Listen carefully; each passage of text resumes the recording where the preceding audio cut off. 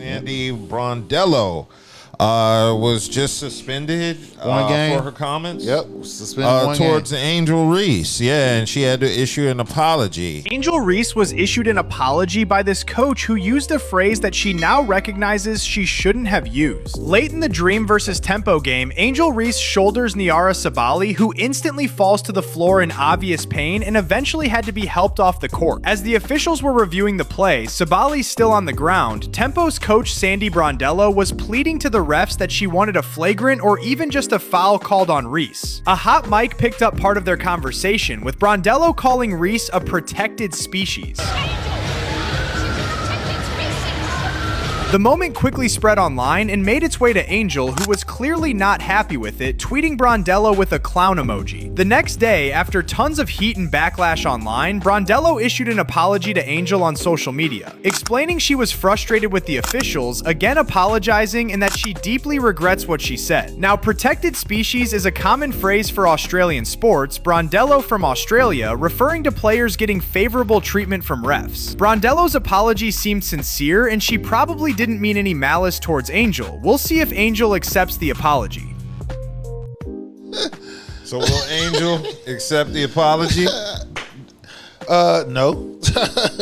I mean, she probably have to. She probably will, just to be, above the fray. Everyone, I'm sure everyone knows about the situation that happened last game, and I'm going to address this one time.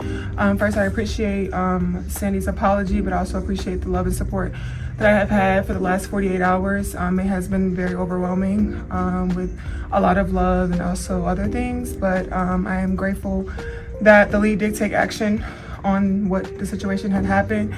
There's no place for discrimination or hate in this league from anyone, from fans to coaches to players. And I'm just grateful that we are able to move on from the situation. Again, just prove my point. You see what I'm saying? When it comes to Caitlyn, it's like no hands.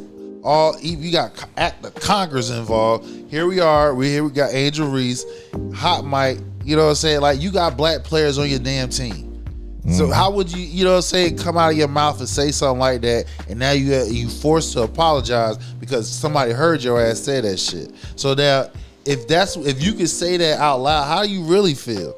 Angel Reese immediately called Coach Sandy Brondello out on Twitter, as she should. I really commend her for her bravery and really standing on her square on this one, because despite humans being a species as a biological term, humans are not commonly referred to as species in day-to-day language. Tone or undertone of calling a black woman a species is animalistic and not appropriate.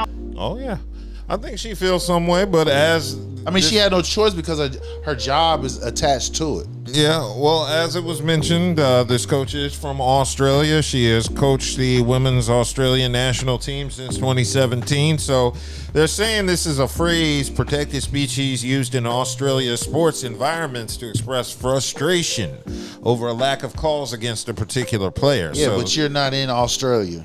Yeah. That's the whole thing. And then on top of that, I'm not saying Australia doesn't have black players on their squad. I'm sure they do. You know what I'm saying? But it's a cultural thing. It's in your country. You're in the United States of America. That comment, as you can tell, don't take well. Because, people always want to say, oh, don't use race. Don't use race. Sorry. Race is it. There's only two dominant colors on this damn planet, black and white. Everybody else, get in the middle. You feel what I'm saying?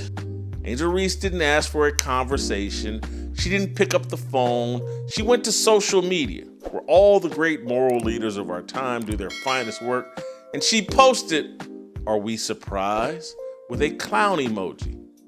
A clown emoji. That's the level of discourse we're operating at. You're in another professional setting outside of your country, and the fact that you doesn't have the self-awareness, like, hey, I can't say this until everybody let your ass know what you said was some fuck shit. So now you forced to apologize when you should have already knew that from the beginning.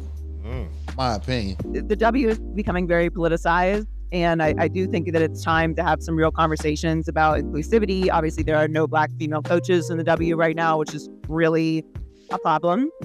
And I think the suspension was fair. I think the conversations the language that's being used and the appreciation for Black women in the sport who have built W to what it is really needs to have a lot more attention paid to it. But now, was it racially?